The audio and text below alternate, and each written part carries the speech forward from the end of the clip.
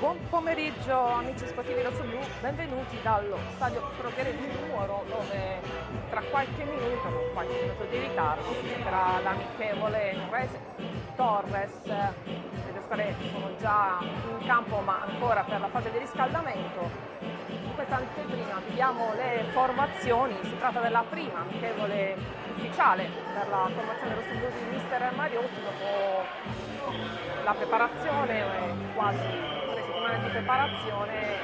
Primo impegno ufficiale sarà una gara con terna arbitrale, gara vera dunque, con due formazioni con tanti ex da una parte e dall'altra. Ricordiamo nella Nuorese Carlo Piga, Roberto Merenda, e dall'altra parte Daniel Vilea, Marco Russu. Insomma, una partita sicuramente interessante da vivere insieme, e intanto vi ricordiamo anche Giacomo Bocco ovviamente tra le file della Nuorese.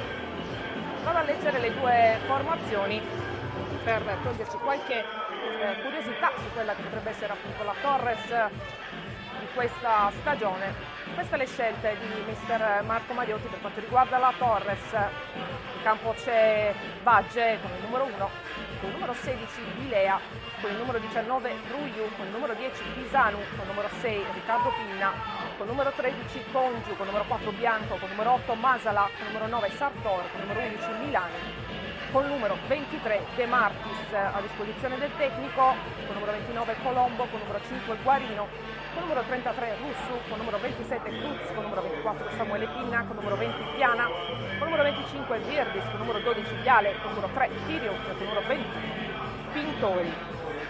Leggo la formazione della Nuorese. In campo con Monni, Sau, Illario, Meloni, Chessa, Merenda, Aiana, Piga, Cocco, Caboni e Ragazzu. A disposizione del tecnico Prastaro, Ticca, Santoro, Corda, Sanna, Caggiu, Pellegrini, Orecchioni, Pudu e Pirella. Questi i giocatori che si affronteranno tra pochissimo. Le due squadre intanto stanno raggiungendo gli spogliatoi e dunque veramente tra pochi minuti vi potremo raccontare questa prima amichevole ufficiale della Torres sul campo della Nuorese, con già un invito di tifosi rossoblu che sono arrivati da Sassari per assistere a questa prima uscita ufficiale della formazione rossoblu. Ci diamo appuntamento a qualche minuto per la cronaca in diretta della gara amichevole Nuorese Torres. A tra poco.